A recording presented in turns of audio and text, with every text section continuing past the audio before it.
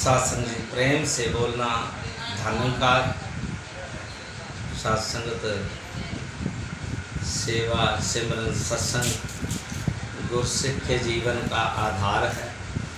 जब हम सेवा सिमरन सत्संग को जीवन में अपनाते हैं तो सत्संग हमारा जो मन है निर्मल हो जाता है, पावन हो जाता है। सत्संगत प्रभु राम शबरी के आश्रम पर जाते हैं और पहली भक्ति पर प्रकाश डालते हुए फरमाते हैं कि प्रथम भक्ति संतन कर संगा, दूसरी रति मम कथा प्रसंगा। अर्थात सबसे पहली सीढ़ी जो है सत्संग को कहा गया है, क्योंकि सत्संग के साथ जुड़ने से इस आत्मा का कल्याण हो जाता है। यह आत्मा निर्मल और पावन हो जाती है।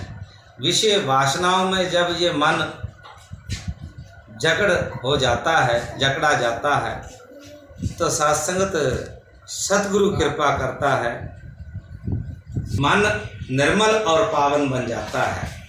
तो हमेशा संतों, महापुरुषों, गुरु पीर पैगंबरों ने इस संसार को सुंदर बनाने के लिए अथक प्रयास किए ताकि यह संसार विषय वासनाओं से ऊपर उठ सके और अपनी आत्मा का कल्याण कर पाए। सत्संग जब मन मैला होता है तो सत्संग अनेकों प्रकार की परेशानियां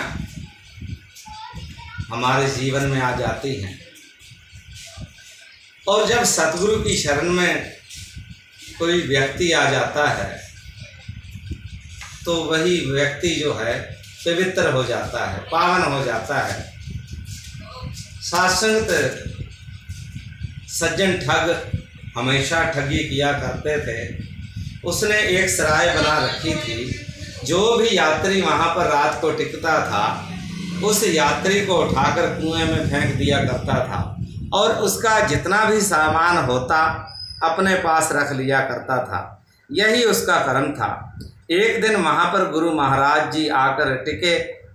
जब उस सज्जन ठग ने उनके साथ भी यही कुछ करने का प्रयास किया तो कर नहीं पाया, क्योंकि जब महापुरुष की स्वच्छ भावनाएं प्रकट हुई तो उन भावनाओं का असर उसके ऊपर भी हुआ।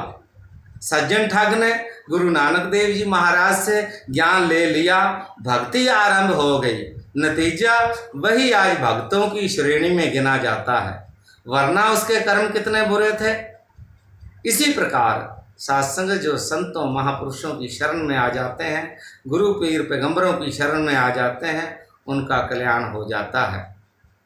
जैसे मैले कपड़े को अगर पानी और साबुन का संग मिल जाता है तो वह कपड़ा जो है पहनने योग्य बन जाता है, निर्मल बन जाता है। निर्मल मन जन सो मोहि पावा, मोहि कपट छल छिद्र न भावा। जिनका मन निर्मल होता है, पावन होता है, वही सतगुरु के आनंद की, सतगुरु की प्राप्ति कर सकता है। सत्संग जी प्रेम से बोलना धन्यकार।